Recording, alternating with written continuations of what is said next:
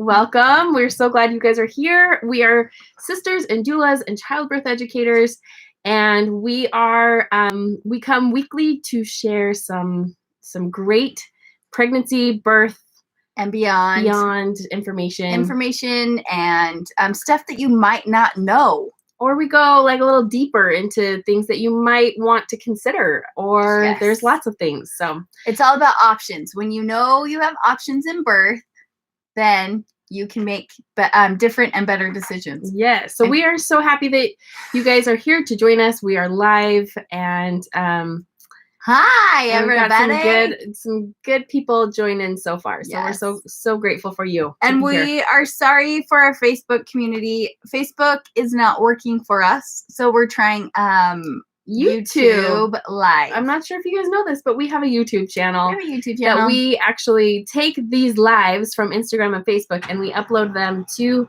YouTube. But now we're just going live on YouTube. We're trying it out. We're trying so that it has so it can live forever.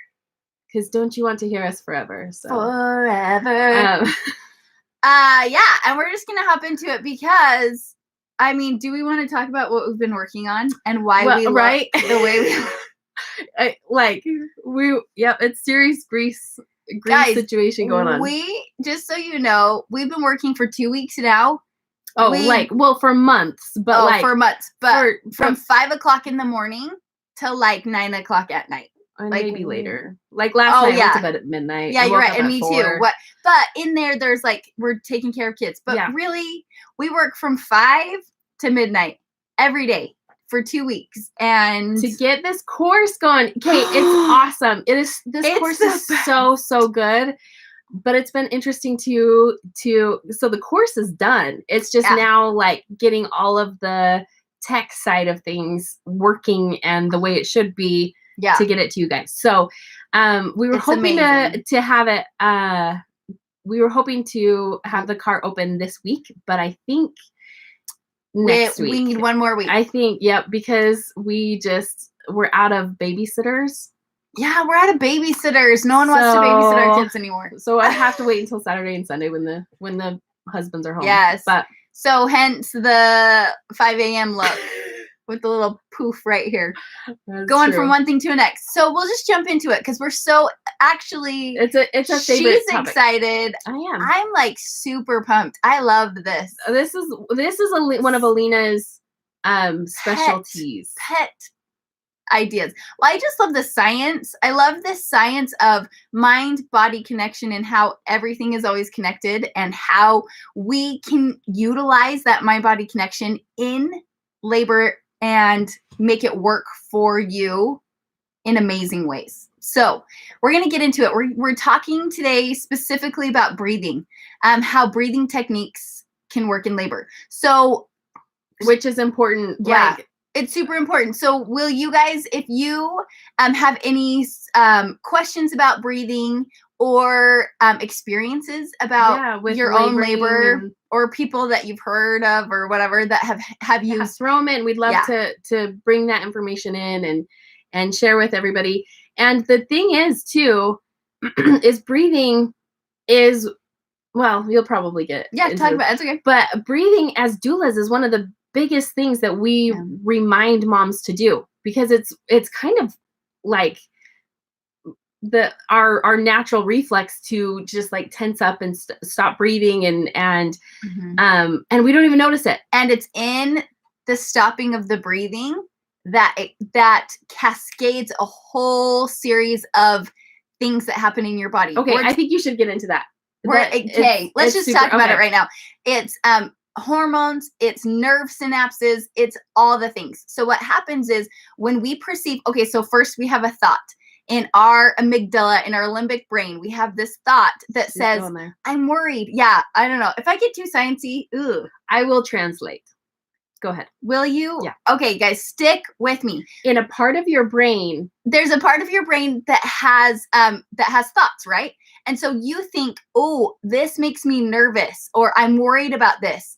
And your body physiologically responds with breath. And you stop breathing. You hold your breath, or it becomes really short and shallow, and you're taking rapid breaths So holding your breath or slow, rapid breathing immediately tells the sympathetic nervous system, oh my gosh, get worried, get tense, and that's a response from the fight, flight, or freeze. Like that innate, sympathetic? Is it sympathetic? It's your sympathetic nervous system will fire. And it's like, hurry, get the adrenaline out, get all the scary things. Tense up. All your muscles tense up. Even like the muscles right under your skin, right? All of the hairs are now up. You are ready to go. You're ready to go. Which means, and all you did was have a thought of something that might worry you or scare you, or that you're not even feeling pain, but you think you might be feeling pain. And so your body is reacting as if it is feeling pain. Is your mind blown?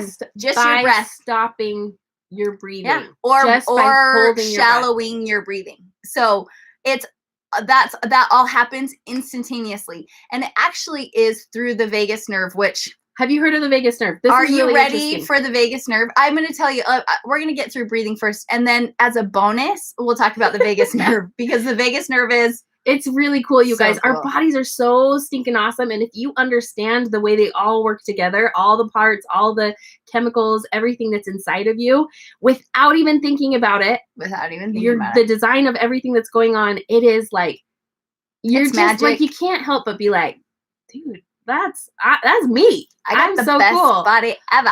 So that's when you perceive warrior attention. So if you notice you're shallowly breathing and your heart's starting to race, you're getting a little sweaty, things are happening in your body, all it is another thought, a decision to slow that breath down. Because you have control. So our breath it's so cool. Like, it's something that we do without even thinking about it. But when we stop and think about it, it can change everything. And when we can stop, get ourselves in the present moment, and take some deep, slow breaths. And that's something I think we need to bring into. Everything changes. Is there are different ways of breathing. Oh, there's hundreds. Like it's not just like, oh, take a breath, and it's just regular breathing that you're not thinking. Like, there's lots of different ways of breathing, and they accomplish different things within the body, which is super cool. And practicing those things will do different things in your body, and you can condition your body to do those things. Like for example, your lung capacity.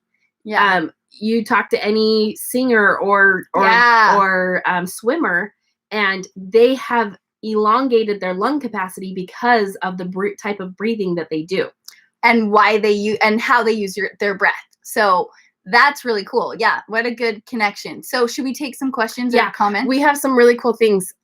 So I think it's down. So Whitney said breathing through contractions was the only thing that got me through it. It's true. It's well, and we'll talk about that. That breath cascades all kinds of things that happen to be able to get through those contractions. So thank you for talking about that. And then another Whit said, at a birth class before I had the baby, they told Dad to breathe on our foreheads to help us concentrate. Ooh, to help us concentrate. It helps so much. Cool. That is way cool. So breathe onto your forehead. I've never done that, but I feel like that's a doula trick. I feel like we should figure that one out and do better. Thanks, Whit. Awesome. And Ashley said, inhale for my baby, exhale for me. It was a mantra we did in prenatal yoga and was super easy for me to remember in labor. I love that. That's an affirmation for too. Baby. Well, okay, you know what's really cool about that is a mantra, but that's like actually super amazing life force. Like what's happening, like symbolism, because so part of why breathing is so important during pregnancy and during labor is because your body has another human being that it needs to supply oxygenated blood for. So not just yourself, but for your baby. And so when you inhale and you're having these deep breathing and when you're filling your lungs all the way, and specifically your lower lungs, it's in your lower lungs that most of your oxygen receptor sites are in your lower lungs. So that's part of your body's cascade of fight hormones is when we have shallow breathing because we don't have enough oxygen. And okay, do it. I want you to try it. Yeah. So when she says lower lungs, just show us. It's abdominal breathing. So if you have your hands on your belly and you breathe in, your belly should get in the bottom. Yeah, your belly should get nice and big. And then exhale. And your belly, if you focus on your belly, it's in the diaphragm. Yeah, it's in your diaphragm. Yeah, that it's mostly your diaphragm, but if you can't help but also inflate your chest fully. I remember you teaching me a breathing technique where you breathe in the lower lungs first. Yeah, you fill up your lower. The medium lungs, the middle. Well, it's a visual exercise. You fill up and then fill up and fill up the top. And so it just is a way to, and then you let it all out. So interestingly, the reflex of your body to breathe is actually not that your body, it's your body needing to get rid of the CO2, not necessarily that you have too much oxygen. Your body can never, it loves the oxygen. So even that space at the top of an inhale, where you hold it? Before you exhale, that's important. It's the holding of your breath for just a moment that your body has 1 more millisecond or 2 more seconds to absorb oxygen into the bloodstream.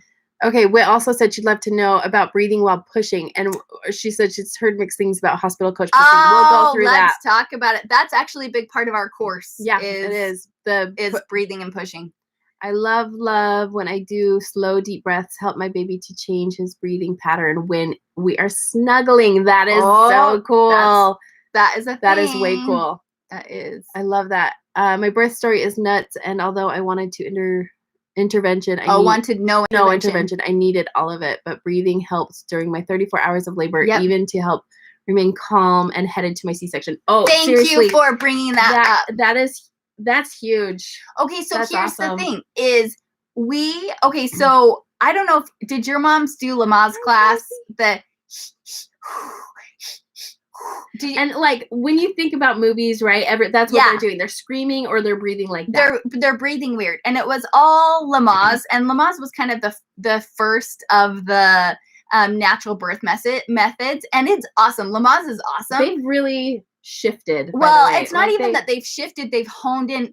Yeah, they were on it. They figured it out, and they just didn't know how they figured it out. Like, this is working. Yeah, they refined it a little bit more. Anyway, so a lot of people think that only natural labors or only unmedicated births are in need of breathing techniques, and that is absolutely not true. And I'm super glad that Ashley brought that up.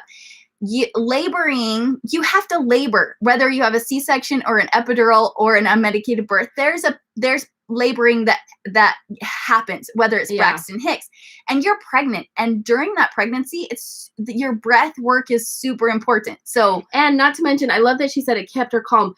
Yes. I have had friends that are like clients that have hired me for subsequent births that told me about their first births that they wanted a different experience with, and it was like they were so riled up, even though they knew that they wanted an epidural or they knew they wanted these things. They were so riled up that they nervous. I had one mom that they tried to place the epidural. I think they stuck her 36 times, and it was just serious? Like they just couldn't get it because her body was responding. So tense. She was not breathing. She did not have oxygen in her blood. Her veins were her arteries and veins were starting to constrict. Like it was a miserable experience for her. So breathing.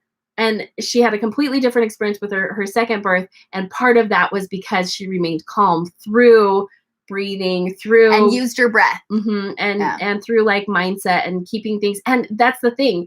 Alina's going to go further into the science part of this. But when you breathe, that actually like calms you down. You actually go out of the fight, flight, or freeze because you can, just by changing your breath, change that. Chemical. And then, mostly because your muscles tighten up when you don't have enough oxygen. And so when you breathe, your body, it loosens all those muscles because you have oxygen in your body. So whether you're in labor or because your uterus is a muscle. So we want your uterus to do its job.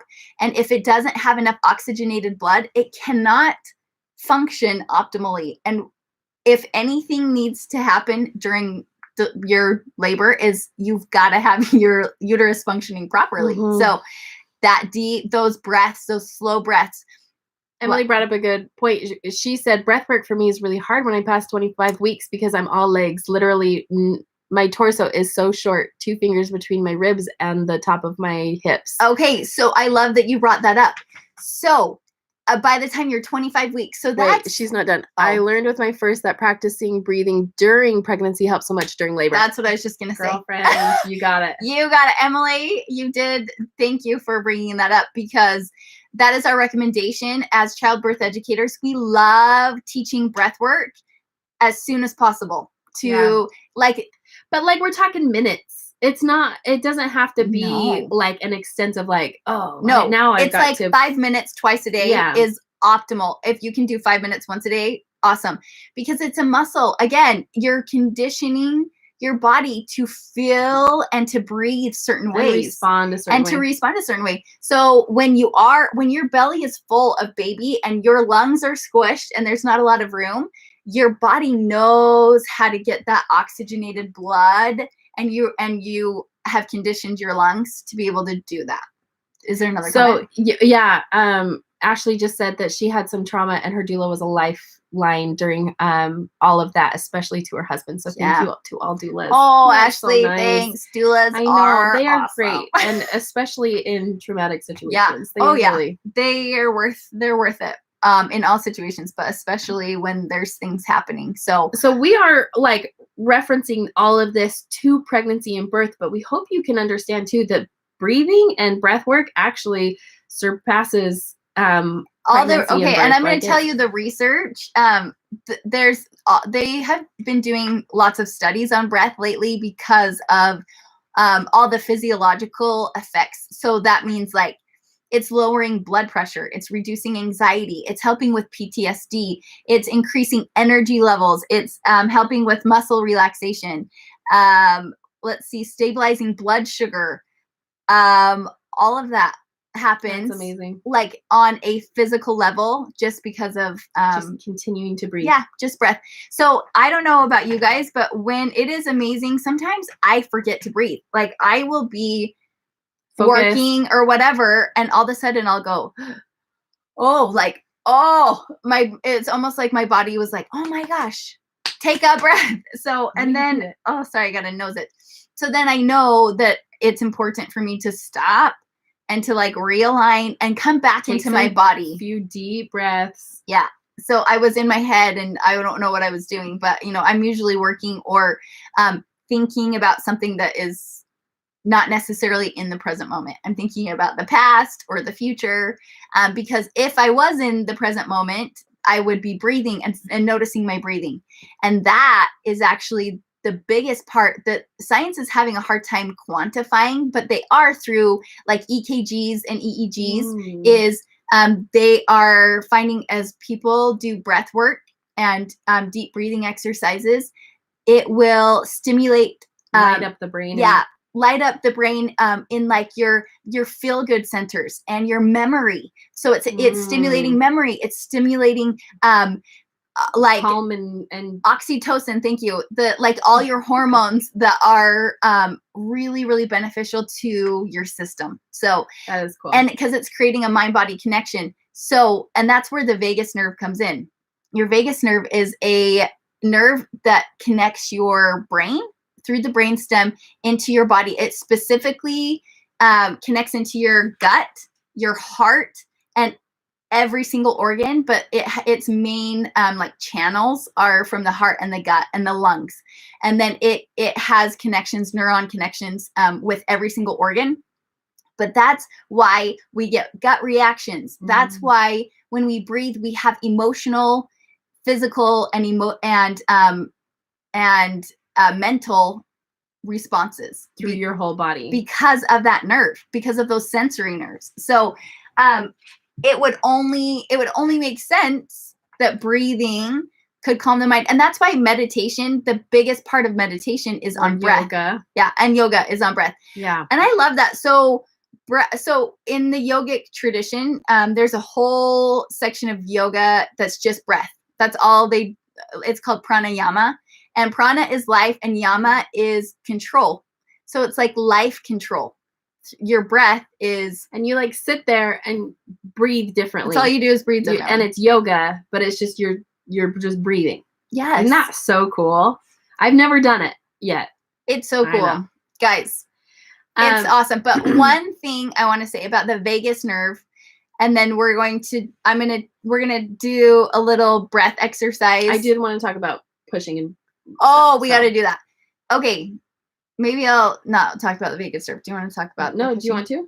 Okay, so just you can stimulate your vagus nerve.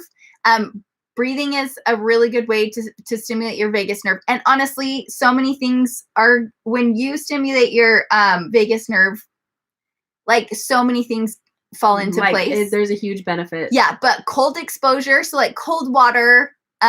We're talking like you're like in the shower and you put the cold water cold for like what? How many seconds? Like I don't know, a minute. Oh, that's too 20 long. seconds. Any kind of seconds. Honestly, it doesn't even matter how many. Yeah, it takes your breath away. Like that kind of cold. That will stimulate that nerve. Yep. It stimulates your vagus nerve. Gargling with water and gargling like that with the water in your mouth, in your throat. That will stimulate your nervous system, or excuse me, your vagus nerve. Singing and chanting. So when you're at church, sing extra loud because that will help. Massaging your neck and your feet actually will help stimulate your vagus nerve. Laughing will do it. Visualized gratitude. They actually did a study on the vagus nerve, and they had people, they were doing meditation, people in meditation. So just like focusing on their breath. And then half of the group was focusing on their breath while visualizing gratitude. Like things they were grateful for. And while they were focusing on their breath. And the other ones just focused on their breath. And the vagus nerve was stimulated in the ones that visualized gratitude. Cool, huh? That is super cool. And then any kind of exercise, especially yoga, obviously, because of the movement with the breath, like putting the movement of your physical body with your breath is really, really helpful. And the number one way to stimulate your vagus nerve is, guess what? What? To relax. Imagine. Are you serious? No, I'm not. I'm totally serious. That's amazing. Because guess what? When you breathe deeply, what are you doing? You're relaxing and you're stimulating. But not when you're in cold water. That's true. But that is the number one way, is to relax. To relax. So that's even more reason, Emily, for your husband to rub your feet more. Yes. Oh, that's a good idea. So that's just more about how to stimulate the vagus nerve, which is one of the coolest nerves in your body. It is really cool. And the more you learn about it, the more you're just like, I can't believe I didn't. I was just this year when I learned about the vagus nerve. It's so cool. So there's amazing things that we can learn about our bodies. Okay, so I want to talk quickly about pushing and breathing and pushing, because especially, I will say across the board, it doesn't matter if you're home or in hospital or at a birth center, midwife versus OB, typically the coaching for when you are like ready to push is to, okay, take a big deep breath in, put your chin to your chest and hold, push, hold, keep holding, hold, good, push, hold, good. Okay, now another deep breath in, put your chin to your chest and push, hold. So that's typically the coaching. And sometimes you'll get nicer nurses that are like, hold to, and they'll count you through for like 8 to 10 seconds. So, but the thing is, the reason why they do that is it is effective. They do get results with the hold and push and push and push and push. And okay, finish, and then I'll say no, finish. Which is fine. Like we want you to know that if you pushed your baby out that way, that's totally fine. But sometimes that feels the best. Sometimes it does. Honestly, at some births I've been to, I've been helping them. April will tell you how like the most effective way to breathe. Yeah. And I've taught my clients, like, this is the most effective way to breathe. And then they'll get to a point where they're just holding their breath. And I'll say, Kate, come on, breathe with me. And they'll say, no, I want to do this. And I say, awesome. Keep going. Do what you want then. Do what you want. Okay. So, but here's the deal. Your whole labor, through every contraction, you should be breathing long, slow, deep breaths. It's in the really long, slow, deep breaths that you're getting the oxygen to your baby. You're calming your body down. You're keeping yourself relaxed. So all of this whole time that you've been in labor, you've been breathing and it's been relaxing and it's been good. And now baby's right here in the crotch and you're basically sitting on a baby's head and you're deciding to hold your breath. And usually, from what we learned, that as soon as you hold your breath, things start to tense up. And so, and especially if you're tensing up your jaw, you might know this, you might not, I don't know, but if there has been studies and the mouth and jaw and neck are directly linked and related to the perineum and the vagina and all things reproduction. So as you keep this soft, if you keep this soft and open, so this will be soft and open. And so if you're holding your breath, but continue to, again, keep this soft, like you might be holding your breath, but just imagine keep a focus on your jaw and your neck, that it's really soft, but you can continue to breathe and bear down at the same time. So if you take a big breath in, and then as you exhale, if you imagine your throat, I imagine that my throat is like a six lane freeway. We are talking like it's huge. There's not a single car on the freeway of my neck. And I imagine all the breath rushing down that freeway like a tornado, right? Like it's in and then like you're all the breath. Okay, I'm going to do it without talking. Can you hear it? If it's like through your open throat down and you're directing all that breath down and then between your legs. And again, you can continue to breathe because that will keep things a lot softer. But at the same time, you can still bear down. Still push. You have you're directing that breath, but still push with it. Yeah, it's an interesting and it's you have to practice it. Yeah. Now, sorry, do you have more? No, with a bowel movement. Oh yeah, with a bowel movement is the best, honestly. But I do want to say, if you have been pushing, like the force pushing, the hold your breath pushing into your chest, and you're not getting very far, try breathing through it. Just directing that breath, opening that throat, and continuing to breathe. Because sometimes it might be what if it's been a while and you're still having a hard time getting your baby out. Well, there's lots of things to do, like change positions is a huge one. You should change positions. You should, but continue to breathe. Because if you take a big breath in and hold your breath, that's tensing. Or if you notice that when you hold your breath, you're not feeling it between your legs. You're feeling it on the sides. You're feeling it in your head. I had one mom that was like, she pushed, and then she after she pushed, she dropped her head back. She's like, I feel like my eyes are gonna pop out of my head. And I'm like, whoa, okay, we're definitely not in the right place if we're feeling like all the pressure here. Should be everything should be directed down.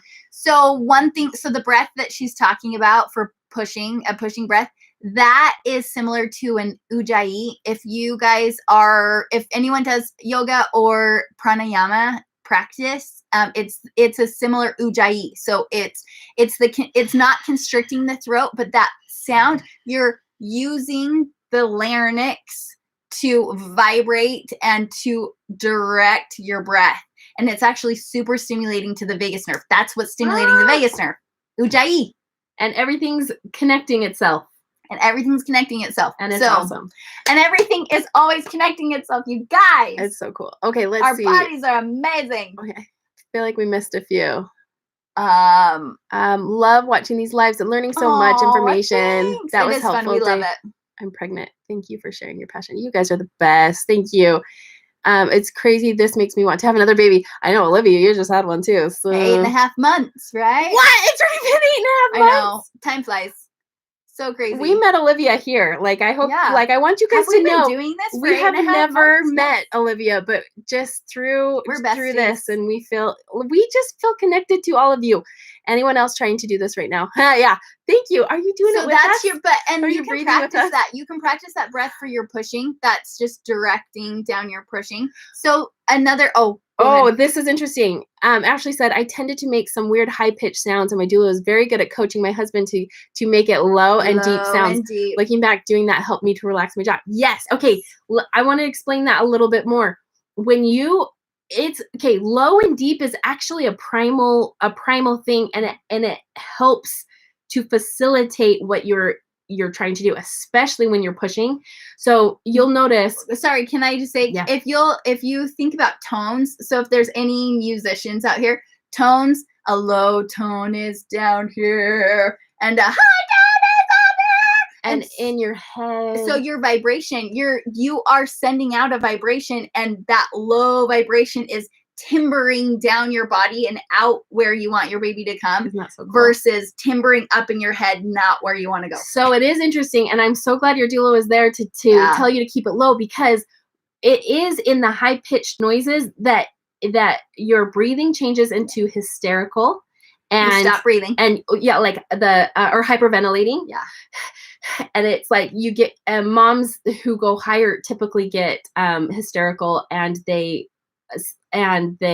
are like in need of oxygen. Yeah. Because they're shallow breathing. So if that makes sense. Does that make sense? Maybe. Thinking about taking a cold shower after this. Yeah, take a cold shower.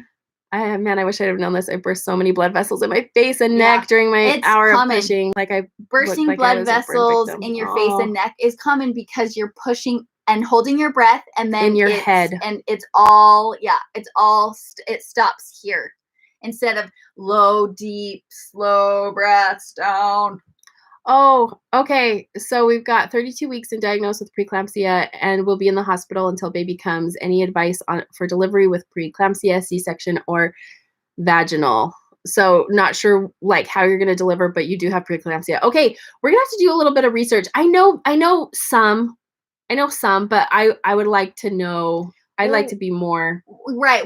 There's more information. Yeah. Here's something that you can do. So preeclampsia is a lot to do with high blood pressure, and high blood pressure can be lowered with breathing techniques. So your 32 weeks, that's perfect. That's a perfect time to start deep breathing techniques. So one that I'll teach you right now is just, you're going to lay on your belly, on your back, put some pillows up here. You're going to get really comfortable. And you're going to put your hands on your belly, and you're going to count to just as slow as you want. So like 4, or if you have a little bit more lung capacity, you might get to an 8, but you're going to fill your belly up as you inhale, and then slowly it will come back towards your spinal cord, and your pelvis will kind of tilt. You pull it in? Yeah, pull it in as you breathe out, as you exhale. So inhale, big, and exhale down. So it shouldn't be in your chest at all. It's all it's all in your belly. All in your belly. So which you have a baby in there, so it probably will feel weird and like you're not doing it, but you'll feel it. Even with your baby there, you'll feel it, and your baby will love it. It's like a little ride. It's like a jumpy house, because they're like jumping on you. So that's abdominal breathing, and I want to make this as simple as possible. And what that looks like is you're going to breathe in as slowly as you can, hold it for 1 or 2 seconds, and breathe out as slowly as you can. There are a lot of breathing techniques. There are times like 4, 7, 8. Like you breathe in for 4, 7, hold for 7, breathe out for 8. But when you're pregnant, we don't want you to hold your breath that long. And we don't want to, like 2 or 3 seconds is really all. You don't want to be winded. You want to be relaxed. Yeah, it should be to the point of comfort, not necessarily like. Yeah. And so you might be able to handle this breathing exercise for 2 minutes, and do it. If you can do it for 2 minutes for twice a day, so good. And then maybe in a couple weeks, you can do it for 3 minutes, and then you can do it for 5 minutes. So just this abdominal breath. And there's 100 other things. If you want to look up pranayama breathing, there's a nostril technique that's awesome. It's so good. It's like this. You breathe in through your nostril and out through your nostril. Then you breathe in through your nostril and out through your nostril. And you just do this. And part of the benefit is you can't help but relax. You can't help but stay in the present moment. And you are just getting tons of oxygen to your body. So, and that will reduce your blood pressure, and then hopefully it will help manage your symptoms of preeclampsia. Especially where they are like taking your, I know for me, my blood pressure always went up when I knew that they were going to take my blood pressure, right? Because that, like, again, our bodies are connected. Our mind, we're like, oh no, I've got to perform. I've got to have a certain number on this is when you do your deep breathing. And so do the deep breathing, definitely. And yes, hopefully that can help manage your symptoms as well. I'm sorry that you're in the hospital, though. That and we really stinks. I mean, we know lots of information about preeclampsia. It's just how to present it to in a you digestible way. Well, and not only digestible, but helpful. Yeah, that's a good point. We'll work on that. Okay, Whitney said, any tips to help ease anxiety thinking about going into labor? Got the breathing down, but still feeling anxious despite it being my 4th unmedicated delivery. Ooh, good. 4th unmedicated. Okay, so sometimes because you've had so many unmedicated deliveries, it's almost like muscle memory. Like it's all coming back to you. It's all coming back to you now. In the moment of that. And there were flashes of light. Anyone? Celine. I had a roommate in college that loved Celine Dion, and she made us call her Celine. She did. Even though her name was Megan. Oh, Megan, you're weird. Just kidding. Okay, sorry. Squirrel. What was the question? The anxiety. She has anxiety. Anxiety. If you want to listen to us sing, that would help. Maybe. Anyway, breathing techniques are really good, but relaxing with guided or visual imagery. Like that's going to be your best friend. You can do this yourself. And I can't tell you how many times we have had women DM us and been like, I'm having super anxiety. Stressed out. My baby isn't here yet. I'm like every scenario, and it usually just stems down to the anxiety and the stress out. So what a great visualization you can do is find a quiet moment. Take some slow, deep breaths. Yes, calm your body. And then very quickly, we actually have one of these in our course. Yeah, it's one of our course. We have several. We have lots of these. But this is one of them. But you'll want to imagine you go inside to your baby. Yeah. And go in. And so in your mind's eye, see your baby. See your baby. And you can even go into your womb and you can sit with your baby and hold your baby. And you can just say, hey, I'm so nervous about this. How are you feeling about it? I know that we're going to get through it, but it's like, I always get a little nervous to how it's going to go down. And it's going to, this is how I want it to go. And it describe to your baby how you want it to be. Yeah. And imagine, sensory imagine that you can feel the baby's weight on your arms and the as smell, your nose, and then the hair tickles your face. Yes. And as you are visualizing your ideal birth, you're feeling and you're smelling and you're hearing all the parts of having an ideal birth and creating this moment and this sensory experience while holding your baby all in your mind. And then think about you going into labor. Imagine, honestly, imagine your ideal birth. Yeah. What time of day is it? What happens when you feel your first contraction? Is it in the middle of the night? Do you wake up? Is it in the middle of the day? Yeah. Do you continue to go about your day? Imagine it. Are you wanting to get in the tub? Feel yourself getting into the water and feeling that weightlessness of the warm and that comforting feeling around your belly. Are you going to are you turning down the lights? Yeah. And is it in the middle of the night? Or is it can you see your husband there and the people that are going to be with you during your birth? And are you moving around? Are you up against the couch or on the bed? Or where are you in your kitchen? Have you gone to when do you go to the hospital? See yourself in the hospital. Do yourself, visualize the whole thing and then imagine the birth. And then just imagine your baby outside now and holding your baby and talking to them and saying, oh, we did it. It was so great. It was a wonderful birth. I love it so much. Feel those feelings of I did it. You did it. I did it. And it was exactly how I wanted it to be. And you just get to feel that feeling now.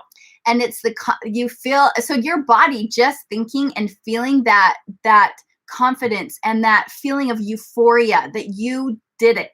And that not only did you do it, but you did it with your baby, and you knew it was gonna, you knew everything that was gonna happen, and it was all there. So your mind doesn't know imaginary from reality. So you are actually throwing off tons of oxytocin and endorphins and all the things that help you feel good. And that's where you want to be. Like, if you think about it, and I know it's not gonna, you might think like, oh, it's not gonna play out like that. I don't want to get my hopes up. It's not about getting your hopes up. It's about changing the way it's shifting the anxiety away from anxiety to confident and calm, and it feels good. It feels good. So and that again, that changes all the chemical makeup in your body. And you're giving your system a break you're giving your sympathetic system a break. Basically, you're going into a parasympathetic state, and you're practicing that. You're practicing going into a parasympathetic state.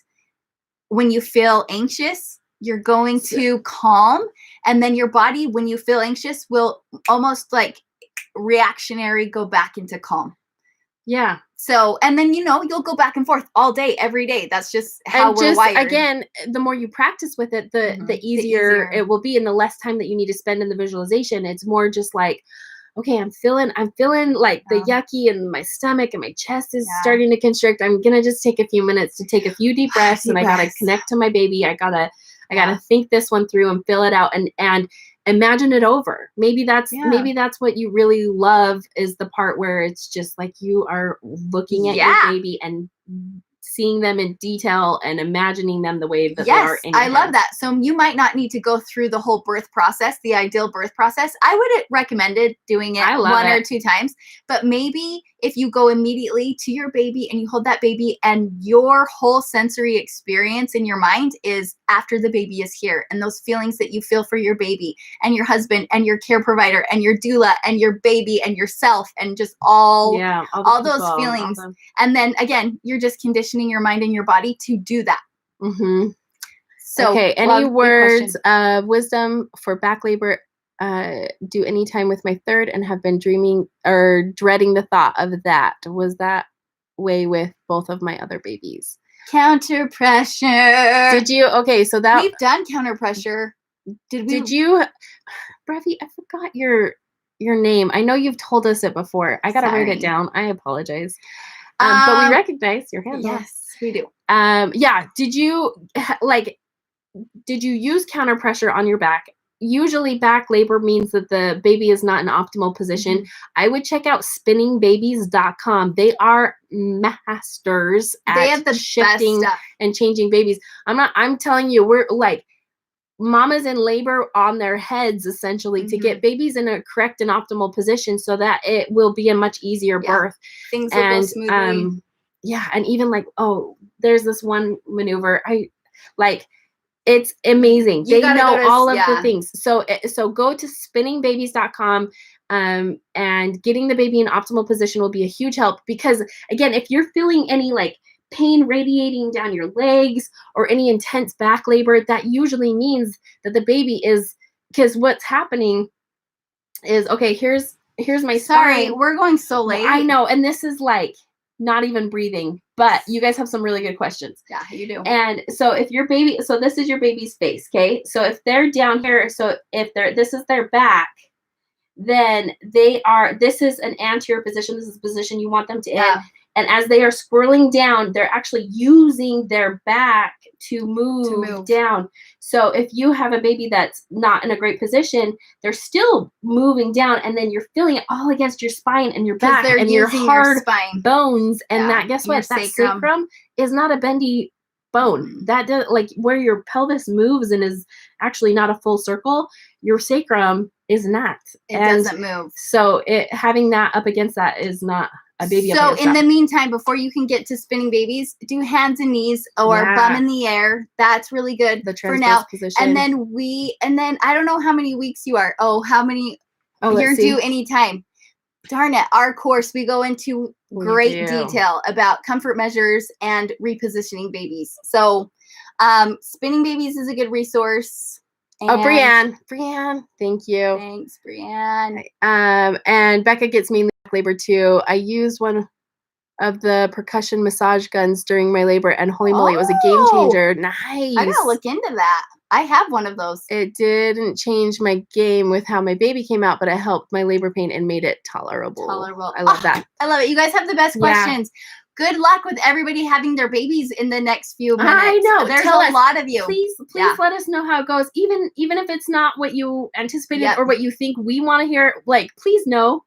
We want to hear about it. We want to hear about it. Ashley will tell you. We get so excited. And actually, we're going to we want to do this feature Friday thing. So Ashley has given us permission to share a little bit of her story and her pictures and her stories. So we love doing that because it's inspiring to everyone. So look for that. So send us your, even if you had your baby already 10 years ago, whatever, send us some. We'd love to feature you. We love birth stories. And so does everyone else. Like we all love to know kind of what happened and the positives and the things that didn't go quite so well, or things that didn't, what you might want to change, or things that you learned, things like that. Things that you learned. I love that. Anyway, things that work for you, because like I didn't know about that. The percussion gun. Yeah, oh my gosh, that's or whatever that is. I have one of those.